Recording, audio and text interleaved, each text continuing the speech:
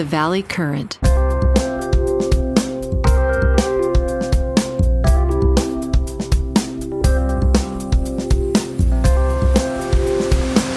Hey Russ, how you doing, man? It's going down fast.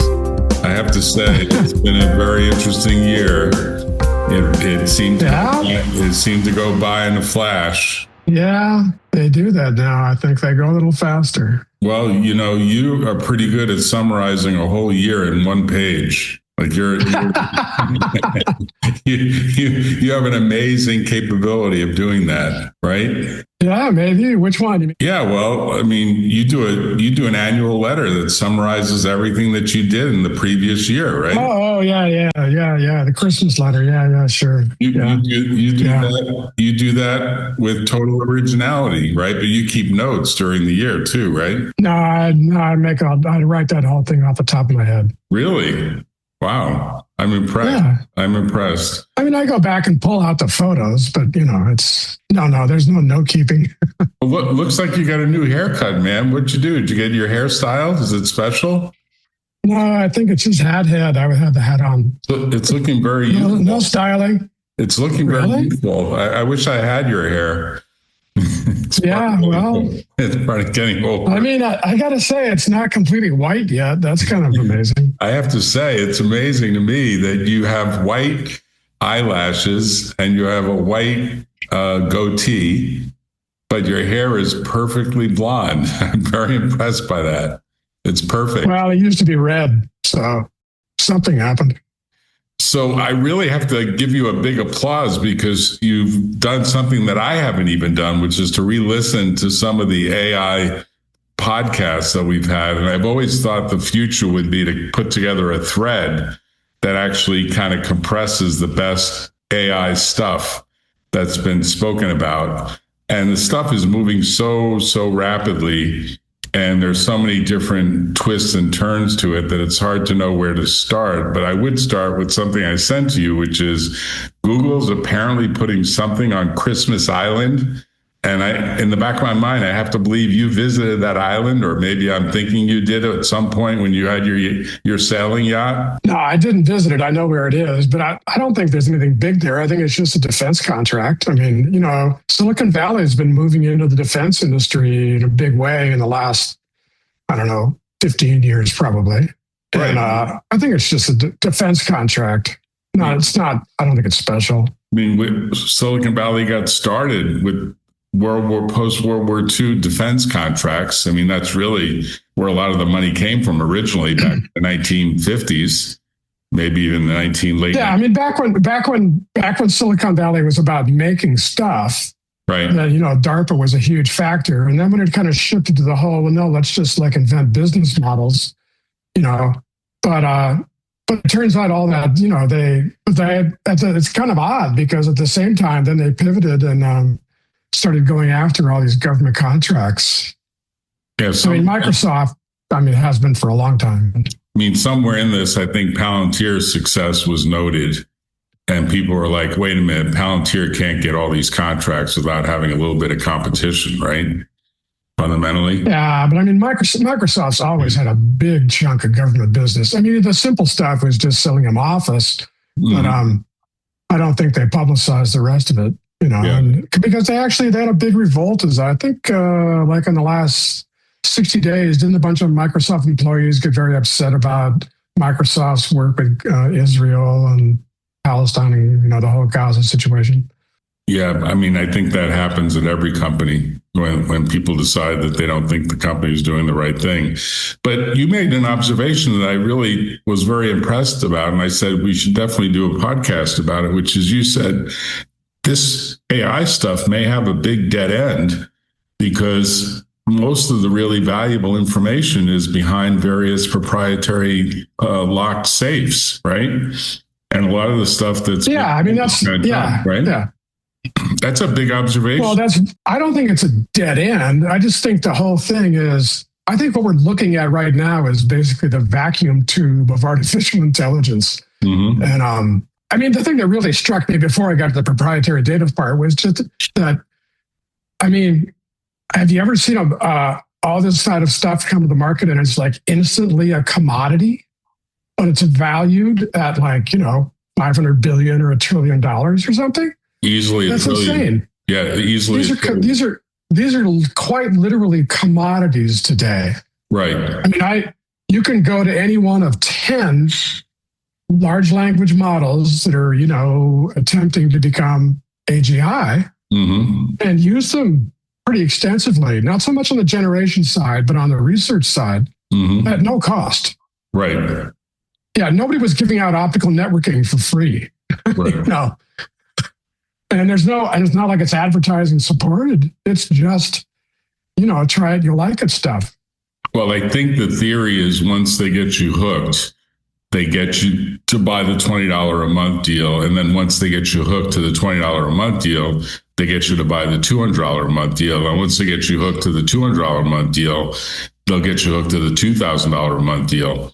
And I've seen that's the freemium model, right? That's been around for a long time. But that doesn't explain how Apple can go to Google and pay $1 billion, which is essentially a license fee. So it's pure margin, okay? Right. But it's only $1 billion. Yeah. That's it. So Google sells to, one of the largest consumer products companies in the world, if not the largest. Depends on volume or dollars and profits, whatnot. Right. And their total net margin is $1 billion. I mean, that's nothing for Google. Google's doing close to 100 billion a quarter. Right. Of gross revenue. Okay, so this is net margin. I mean, this is all pretty much straight to the bottom line. Right. But on the other hand, maybe it's just a credit against the 10 billion that Google pays Apple to, be the default search engine. Right. Right. There's some cooperation there for sure. Yeah, but I mean, $1 billion is nothing to either one of these companies. And then, to me, the real interesting part, which I think Apple's doing brilliantly, is they could just change next year. Well, that tells you you're dealing with commodities. Where is the unique proprietary intellectual property at any of these companies? Where is the unique value that creates switching cost? Right. Well, there are people that do get wedded to one or the other, and they will say they prefer Claude over ChatGPT. There is starting to be that kind of distinction, but you're right. The user interfaces are fundamentally the same between all of them, right? Well, yeah. So, I mean, how much pricing power does that preference give the company that they're using? I mean, if that company decides to charge twice as much as the one they didn't prefer using, right? Does the customer say, yeah, well, I liked it, but I'm not going to pay twice as much? Right. Well, Anyway. I always thought where this was headed, and maybe Apple will be the one to come up with it, is eventually you'll have the top 7 or maybe the top 10 all working together, and then you'll have a multi-agent kind of competition between them to see who can come up with the best answer. And Apple will be the orchestrator of that competition. So Apple will say, well, Apple Intelligence is actually this collection of agents across maybe the top 7, the top 10, and you can slot in whichever ones you want. We give you the first 7 for free or with some paid subscription, and then you can slot in 3 more. But basically, we have a multi-agent model that's baked into the Apple Intelligence system, and it'll arrive at something that's a better answer than another tool. And even simple stuff, Russ, like, you can set temperature to a lower number to create or eliminate hallucinations. There's a dial. There's a dial that's called temperature. A lot of people don't know how to do that. And just having Apple Intelligence say, well, in this particular query, you want to figure out what the right funeral approach is to your mother-in-law's burial. Well, we better set temperature really low. We don't want any hallucinations about this. We want some facts. We want to give you the choices and have them be accurate so that there's not something dumb that happens. Even that is sort of like a value add that 99% of the world would put value on. It doesn't have a lot of IP or any IP rights associated with it. It's just convenience. And convenience. Right. But I mean, how does that value, that's Apple's value. That's Apple's value. That's Apple. But not all these LLM companies. No. What I'm saying, they're being treated as Apple could trump everyone, even after writing that article that said, "Hey, this stuff is all junk. It's all just guessing. It's just it's not real thinking." They wrote an article that was pretty hard on all the LLMs, but they might turn around and say, "You know what? The way we do it in the collective approach." It's kind of like having 7 assistants and then making them compete with each other to come up with a better answer. And somebody's going to shine in that particular contest, depending on probably a lot of things that are beyond our understanding right now. But sometimes better answers are given. I mean, I can tell you some of the stuff that we've been experimenting with, and they are experiments because we know that a lot of this stuff does generate risky hallucinations. But the experiments are like, well, if you give ChatGPT a question about, in this particular hypothetical set of facts, not naming any clients or anything else, what do you recommend or what do you see as the potential X, Y, and Z scenarios? And run that same thing in Claude and run that same thing in Perplexity and compare them. And we know what the answer is. So we know what the right scenario is based on our 45 plus years of experience. And sometimes, most times, one of those will beat the other in providing the right answer. And, that's, to me, that sort of says that you have to actually imagine that maybe you have to use all of them and decide to make. Well, that's what I do. I mean, I don't use all of them, but I use 3 of them. Yeah. Which are your 3? I use it. Which are your 3? I use Claude, Perplexity, and ChatGPT. Mm-hmm. But I use it sort of for research, right? And I don't use it so much for the answer as to expose to me to some avenues that I will then go research elsewhere. Okay. Because I just don't think they're good at producing the answer. Right. I mean, if you ask them who won the 1955 World Series, they'll probably get it right. Okay. Right. But once you get anything kind of further beyond that, it's you got to cross check it. Well, I'm curious. So, but it can direct you to things that you haven't thought of or don't know about. Right. I was curious whether you would have used any of this stuff when you were pre-checking your plane for a checklist. I know there are checklists that you learn when you get your pilot's license, and you are both someone that's had a captain's license for a sailing yacht as well as a pilot's license for an aircraft. And there's all sorts of pre-check kind of checklists that you have to go through before you decide to move that vessel, right? And I'm kind of curious, what do you think each of those 3 would give you if you put in a prompt that very specifically said, here's my plane, here's my sailing yacht, give me the pre-launch or pre-flight checklist? What do you think would come back? I have no idea, but I doubt it would be very good, because I think at best, if it found something when it was scrubbing the web, it would regurgitate it. Yeah. I mean, if it just comes up with a generic list, it's useless. I mean, checklist for aircraft, I mean, there's things that they have in common, but there's also a lot of things that are very aircraft specific. Right. I mean, make, model, series, everything else. I mean, not even just, it's a 737, but it's a 737, this in this configuration, la-di-da, Right. And the checklist. That's real specific stuff. I don't see AI having a role in that. Well, this is your point that maybe that stuff is behind the paywall too?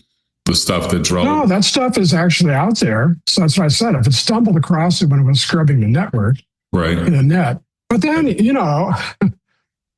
I adapted to myself, which generally meant adding, right? It's like, I had this problem one time, so I'm going to put that on my checklist, even though it's not on the official checklist. Right. And I'm going to make sure I check that thing.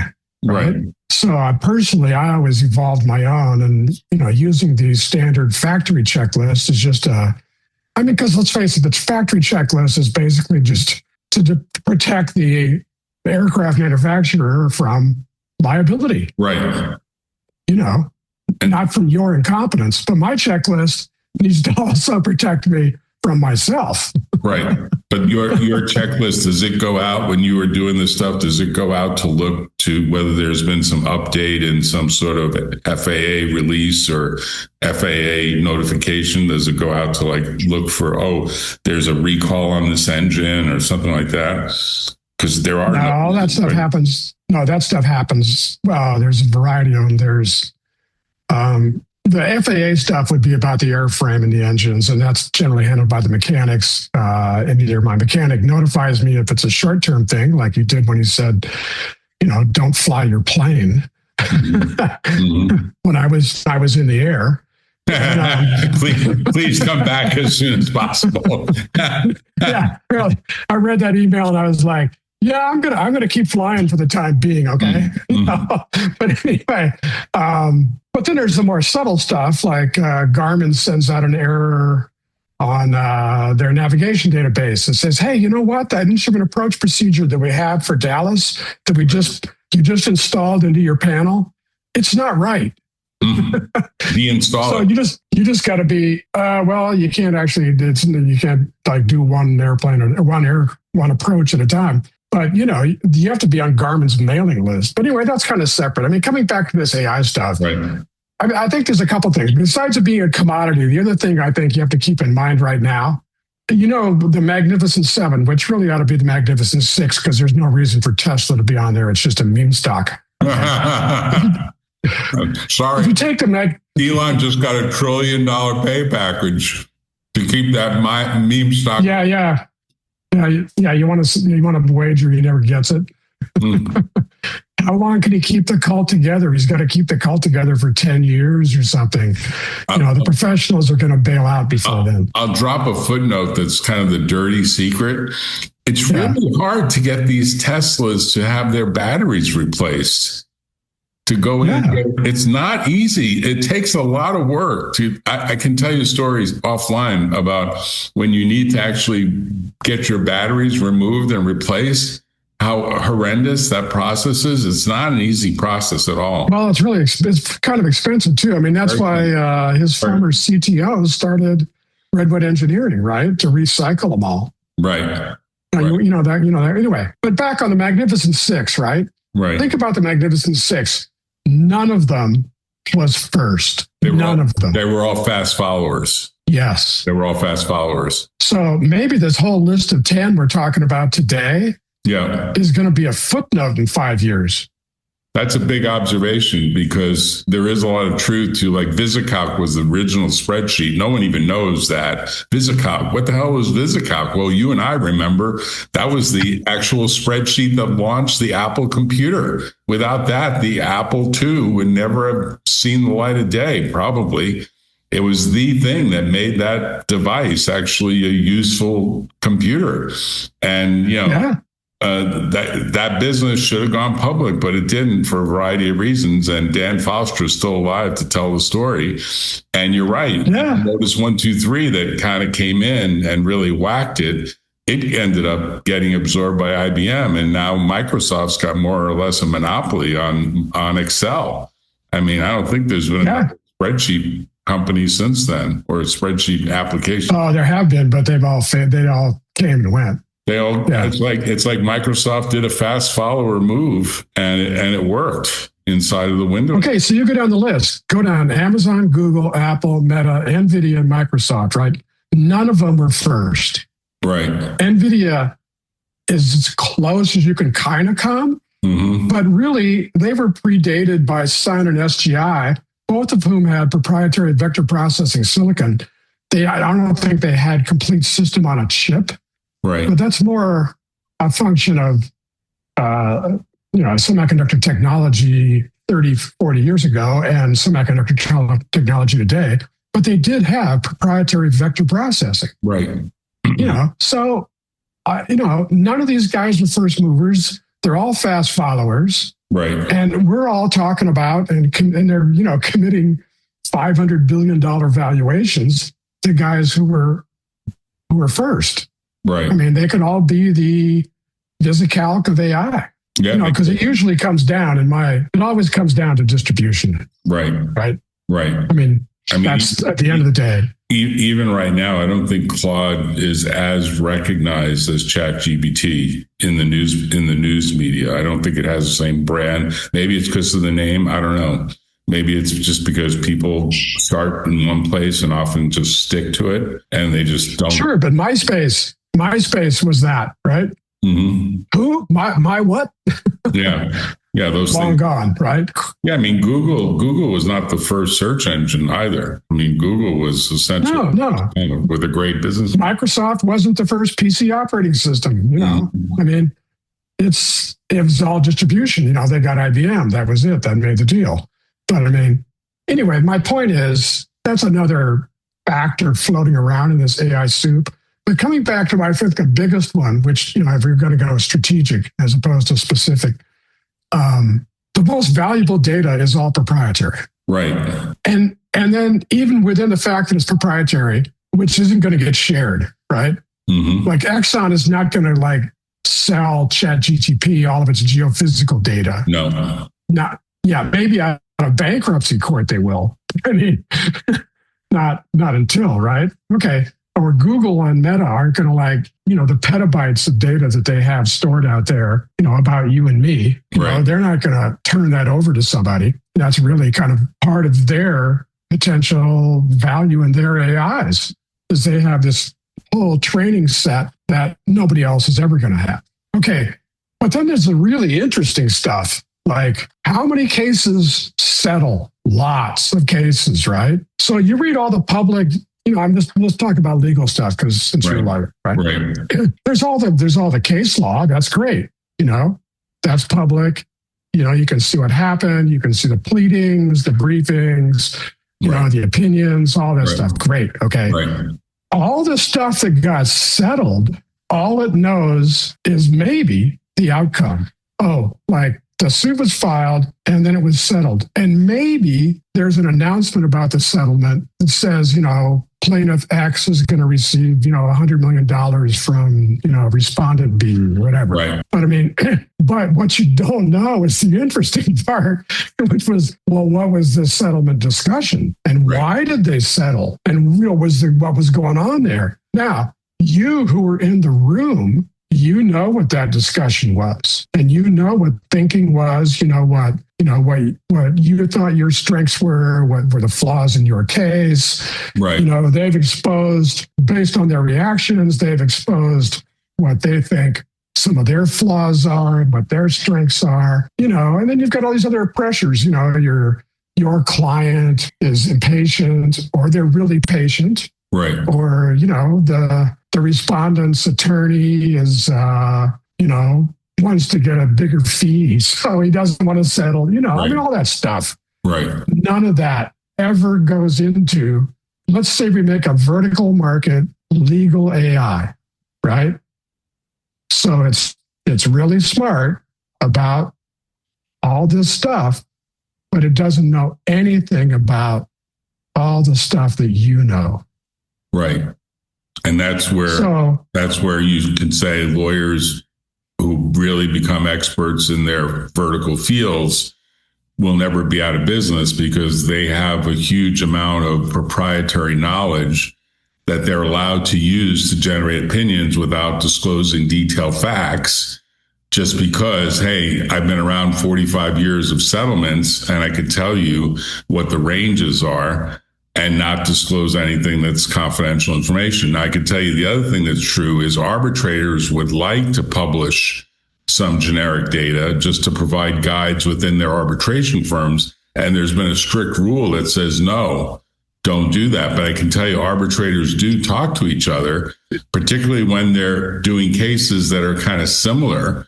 And they do discuss, well, here's kind of the range and how to look at something as complicated as what's the value of, Michael Jackson's catalog of music that's going to be subject to a very long royalty stream because copyrights last for the life of the creator plus 70 years. So that royalty stream will go on for a long time. And people do talk, but they do it very privately. But you're right. And I don't know whether sooner or later AI will somehow pierce into data in such a way that inferences can be drawn Like sometimes you don't need exact numbers, right? Sometimes you just need kind of ranges based on, stuff that's published in sometimes expert reports that courts get in damages cases, which a lot of judges make public just as a way to force parties to settle. Sure, but inferences are really dangerous to base decisions on, right? It's done all the time, though. It's done all the time. Well, right? Yeah. But do you want to pay an AI to do it for you and give you, or do you want to make your own mistakes? I don't know, Russo. I almost fell off my chair. I opened an email, I think on Thursday, and the email was from the American Arbitration Association. And you know that association because you've had some dealings with them. And it said, look, we have come up with an AI arbitrator for smaller cases. And we're offering you the ability to have an arbitrator reviewed, automated award. You load all your facts in for the claimant. Respondent loads all of their facts in. You trade it with each other. You can look at what's there. So you both agree, all right, this is your version. This is my version. The AI tool will go to work and will produce a draft preliminary award. And then that gets reviewed by someone who's kind of more or less the case manager. And they say, we can lower the cost of arbitration by like 70, 80%. So in small cases, it's a little bit like the eBay system. It's become quasi-automated in figuring out how to resolve disputes that are relatively small disputes, typically under... And why? AAA, though, is lawyers use AAA because they get paid by an hour to arbitrate.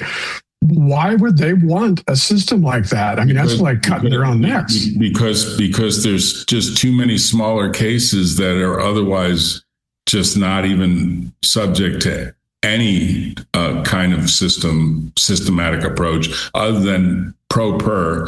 If someone wants to be a pro per and wants to file a case on their own, which drives people, drives a lot of these arbitrators. But the other thing is the arbitrators on the whole are getting older and they need help. they need help. Probably the average and maybe even the median age of arbitrators in the United States is over 75 years old.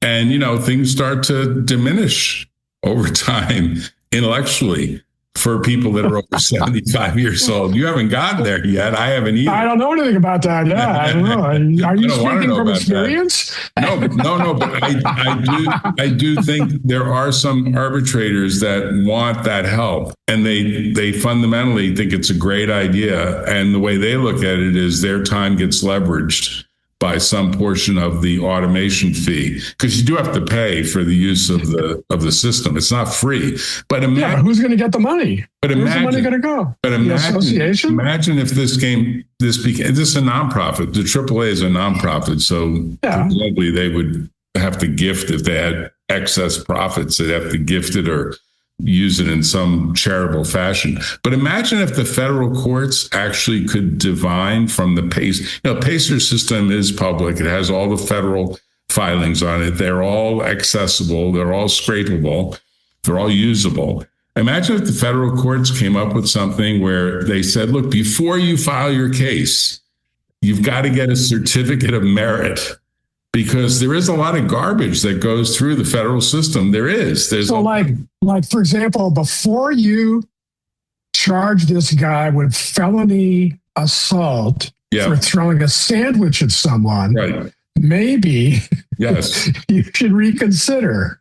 No, seriously, and set up something where if the certificate of merit says, look, this is really an extreme use of the law to sort of make a point, you may be subject to some sanctions for doing it, and you ignore the notice. And then the judge says, this was really a frivolous case. You have to get real. Maybe there should be some fee shifting, because there's definitely, the national pastime 10 years ago was filing lawsuits. Now with AI generating the automation of a lot of pleadings, there's a lot of people, pro per litigants, that love to file cases. They treat it like sport.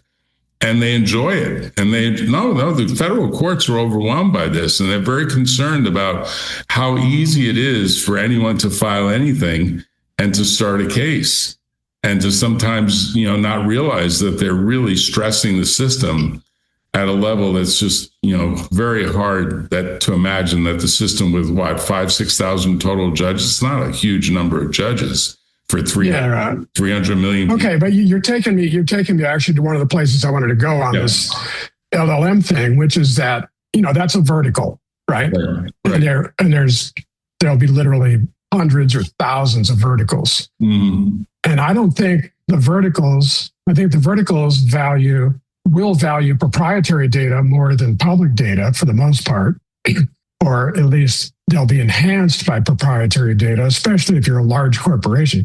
But more importantly, if you're doing a vertical, you don't need to know who won the Stanley Cup in 1955. You don't really need LLM. You probably just need machine learning. Right.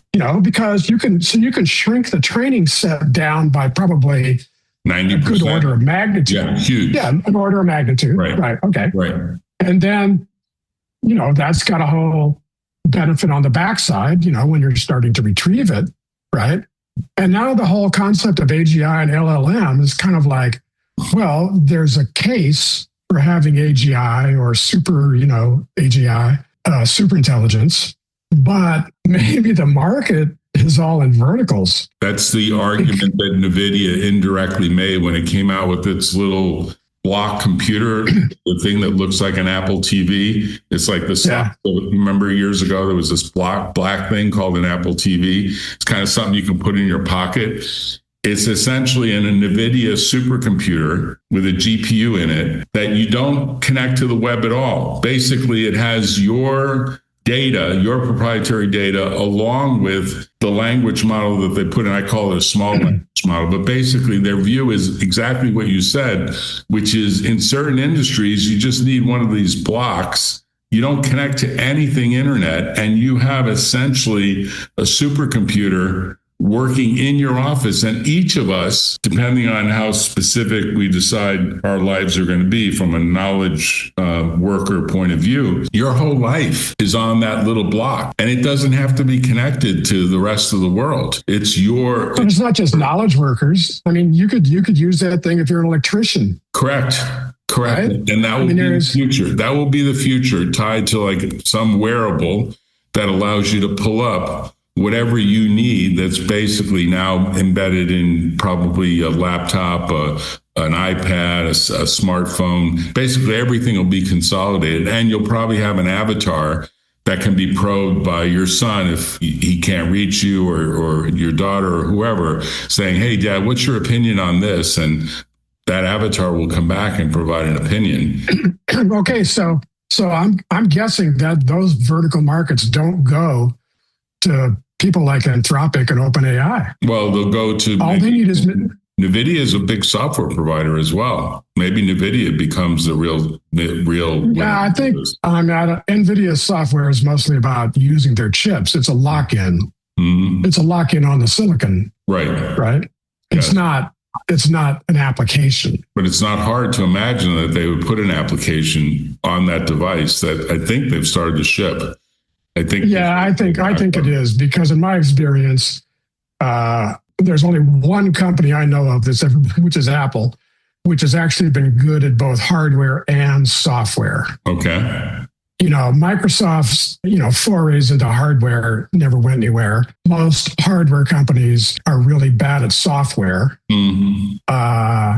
So I am quite skeptical that NVIDIA will turn out to be the supplier of choice for vertical market machine learning applications. Okay. They could be the PC of machine learning hardware. That would be a pretty good market anyway, right? Right.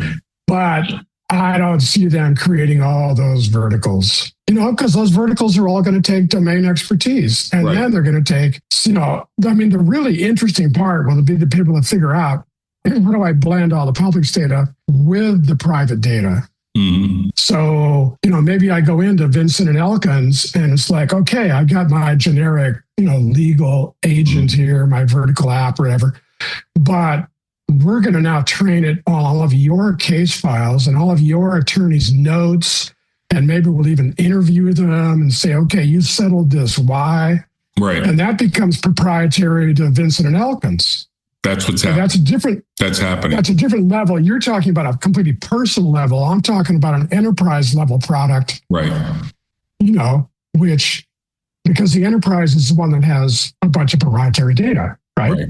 That's happening. Law firms are essentially getting these sidecar software companies that become captive to the law firm to essentially create the law firm of the future. And they're spending some big bucks. I mean, not small, like they're spending millions. The big firms are literally saying, there's a transformation in progress. We have a huge amount of data that no one else has. We think we have expertise that no one else has. And we want to create this future Wilson Sonsini, Vincent Elkins, the top 200 firms, whatever that top list is these days, are doing. And probably at some point, it becomes a real competitive difference in terms of those firms that succeed at building something that actually makes law services more accessible and maybe even less expensive and more profitable at the same time. Like you have to hit all those things: higher quality, faster service, and lower cost in a way that drives the price can still be high, but the service is so great and that people are like, I'm going to this law firm because they get the work done a lot faster and the price doesn't really matter. Quality is there. Well, and they address the whole issue within the firm of generational change and capturing the institutional knowledge that today is passed on essentially, through folklore and, corporate folklore, if you will, right? And word of mouth, maybe mentoring, whatever, like this senior partner, has this associate and the associate learns, right? If you capture all that stuff and you preserve it and you can share it across the firm. So if your firm's got 50 offices, like, Vincent and Elkins or somebody, and all of a sudden now the partner who's in Hong Kong can actually get, useful information about something that's going on in New York or went on in New York 10 years ago. Right. By a partner who's now dead. Right. No. That, enhancing essentially the institutional knowledge. I think that's all like big productivity improvement.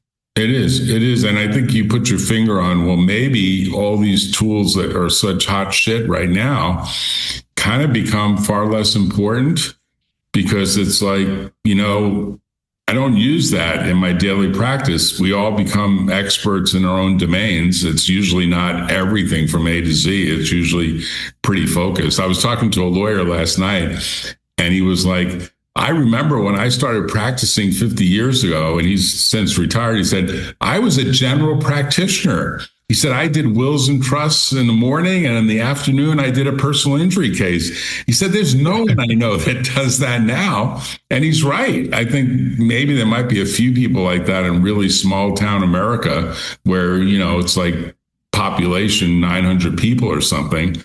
But, that's gone. Well, you did some of that for me. I mean, you did everything. Only for you. Yeah. Okay. only for you. Okay. So your day job, you didn't do it, huh? No, it's you're a special client and you will always be that way, Russ. You should know that because you're so knowledgeable and you're so aware of so many things. And I have to ask you, what's your latest license that you're trying to achieve? Because you've gotten the pilot's license, you've gotten the yachtsman's license. What's the latest fast toy that you're working on and excelling in?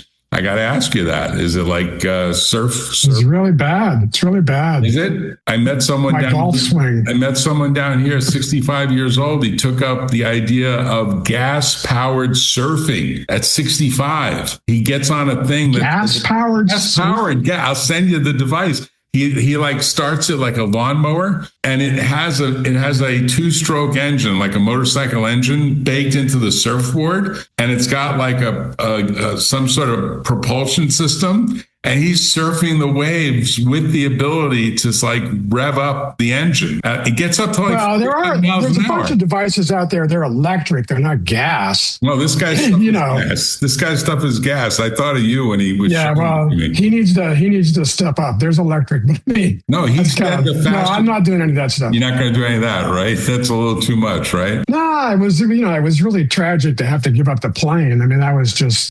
ridiculous happening, from that manufacturer, nothing to do with me, but the timing of it just could not have been worse. And then there's a really high switching cost on planes because not the training so much, that part you can get over, but it's the use tax. You get rid of $1.5 million plane or $2 million plane and you want to get another $2 million plane and you got to pay $200,000 in tax. And in my case, I had made a personal commitment to stop flying at 75. So, I didn't want to pay like $200,000 or $150,000 so that I could fly for another 18 months. But theoretically, you could still fly even into your 80s and 90s, right? If you passed all the physical tests, right? Oh, yeah. No, you can. It's just that I personally think it's a poor idea. You mean I think there's something to reaction time that really does matter, right? It's not just reaction time, because actually reaction time in a plane is something pilots are trained to avoid. There's actually a sort of a saying about when you encounter an emergency, and this kind of came from the military, is that something happens, bad. And the first thing you do is they called it winding the clock. Okay. So the old planes had an analog clock that was wound, right? So the first thing you did is before you do anything stupid, stop, think about it, wind the clock, give it 3 or 4 seconds, 5 seconds, whatever, rather than, so it's not reaction time. It's really, you can't afford to have a senior moment. Let's put it that way.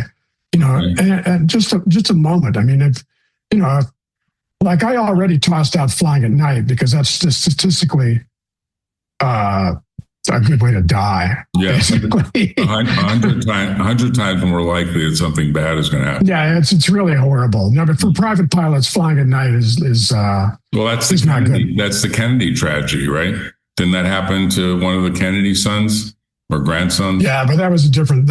He was not an instrument rated pilot. Yeah. I mean, that's another thing. You talk about the FAA. I mean, why the FAA allows non-instrument rated pilots to fly at night is just a mystery. I mean, that's asking for trouble. Yeah. Because what he really got into, I mean, he was flying over Long Island Sound. Right. And there were no visual references. Right. It's just black.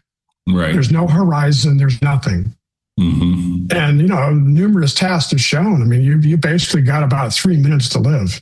Yeah. Once you lose the horizon. Right. If you're not an instrument trained pilot. Mm-hmm.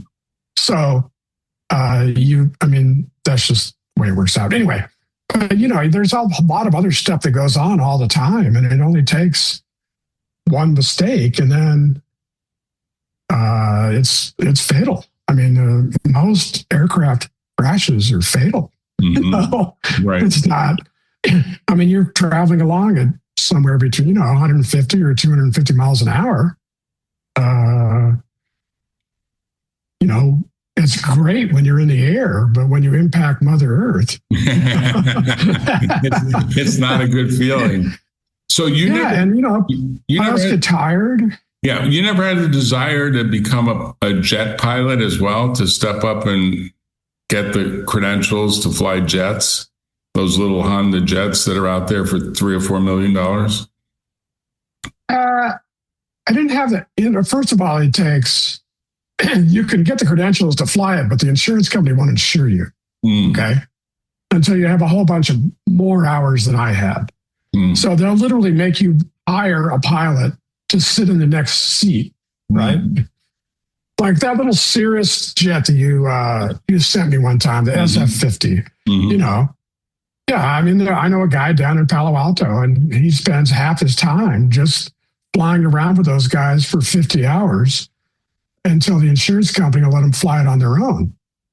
And they literally just go out and, we call it burning a hole in the air. I mean, just like burn up fuel and run up hours. A friend of mine got a really nice turboprop, which is essentially a jet performance. I mean, it'll do 330 knots. Nice.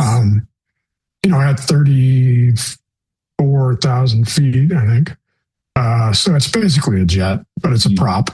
Mm-hmm. He had to spend 50 hours with somebody before he could fly it himself. Mm.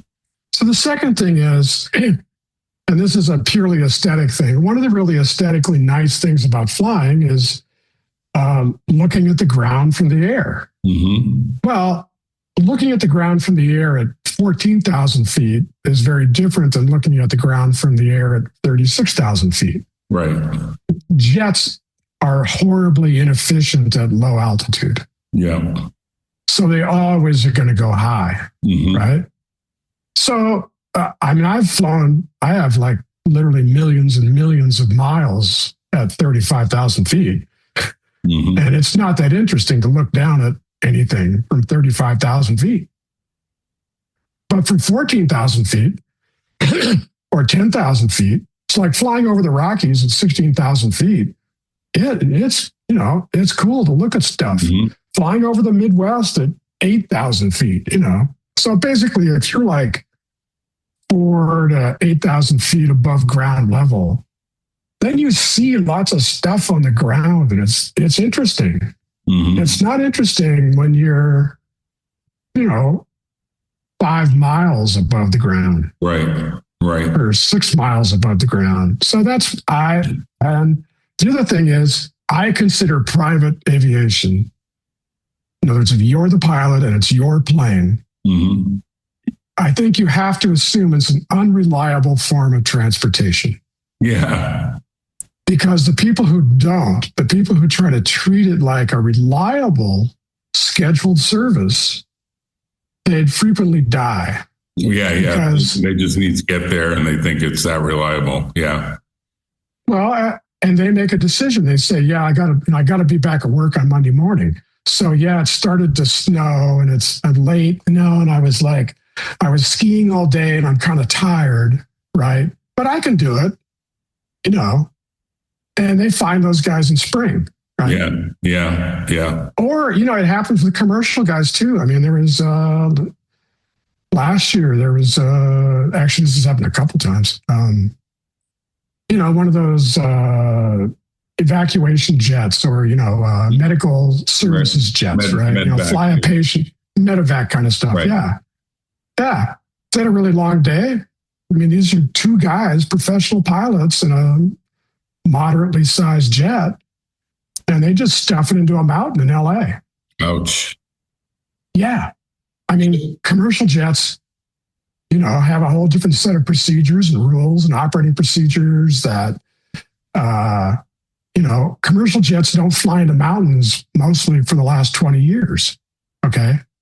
20 years ago, they were still flying in the mountains, but the last 20 years have been pretty good. I mean, all this stuff that's happened this year, I mean, the crash in DC, that was a combination of errors. I listened to the NTSB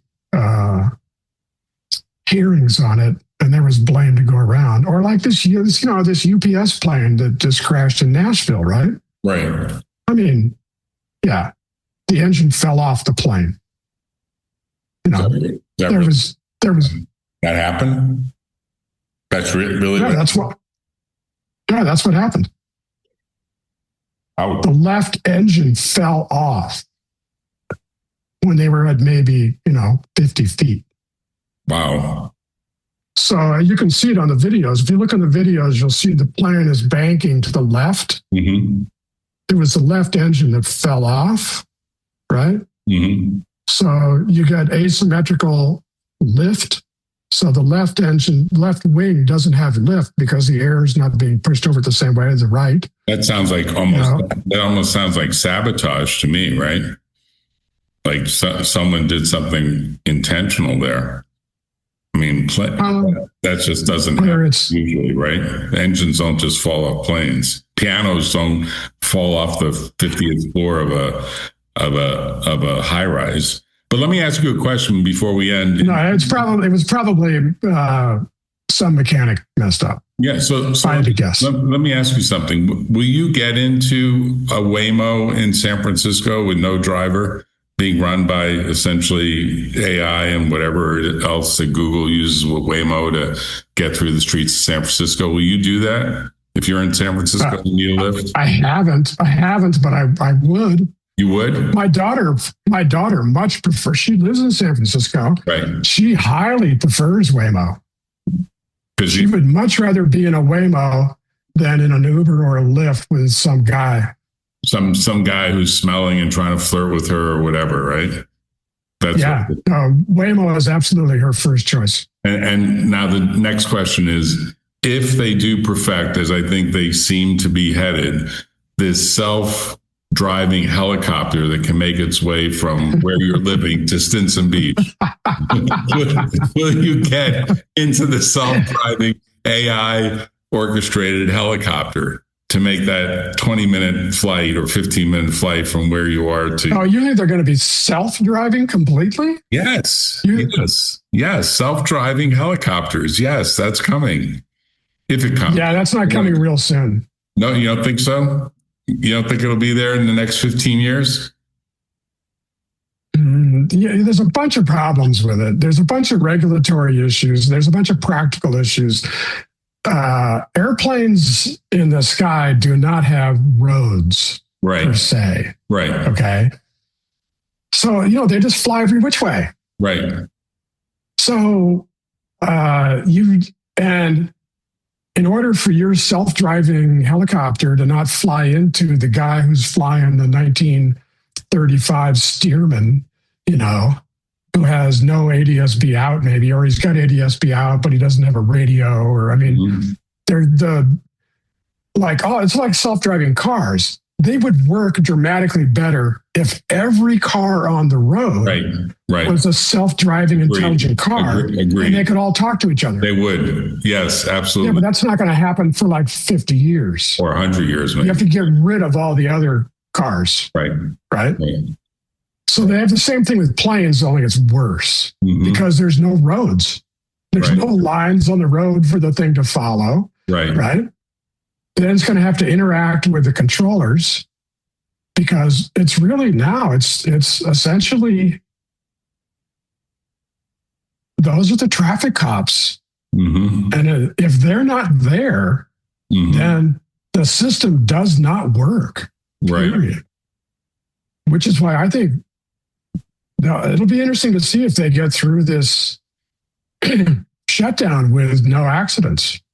Well, if they do have an accident, you have to wonder who's going to be pegged with the fault, because you don't even hear what the hell's going on in the negotiations. There must be some negotiations. There aren't any negotiations because Thune doesn't have the cojones to negotiate because Trump has told him he can't.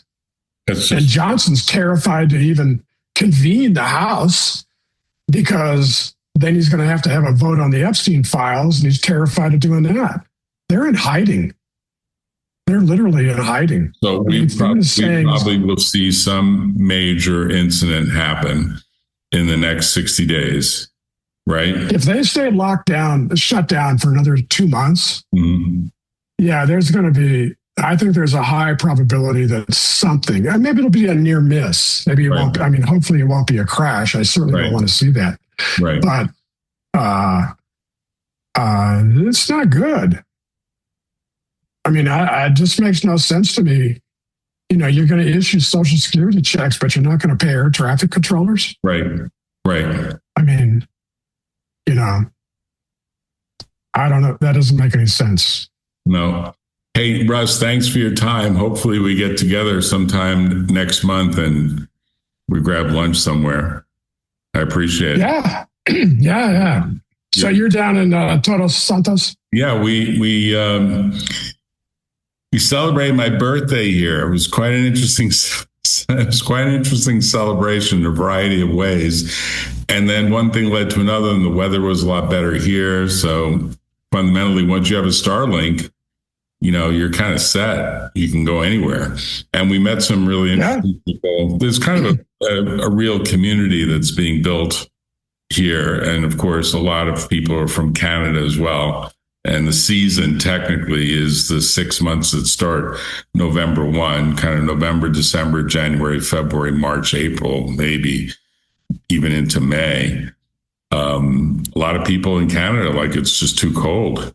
And of course, they're not happy with respect to what's going on in Canada either. It's very... So they're not happy with Canada either? No. I mean, because of the Canadians. Of what? The Canadians are not happy with Canada. They're not happy with the taxes in Canada. They're not happy with the way things are playing out, I guess, among the various provinces, I suppose is the way to put it.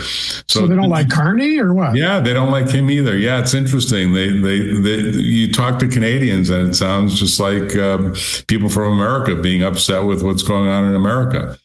And their view is, that this is their refuge, to leave the cold and to come where there's sunshine, basically. Well, it's interesting because then I know people who went the other way. I have a friend whose children decided to move to Canada because they didn't like Trump. Right. So now my friends, the parents, are spending 6 months a year in Canada. Probably Vancouver. Probably Vancouver, right? Actually, they went to Victoria, which is, gorgeous. To see their kids and their grandkids. Mm-hmm. Yeah. So I guess everybody's got a complaint somewhere. Yeah, that's just the way it goes.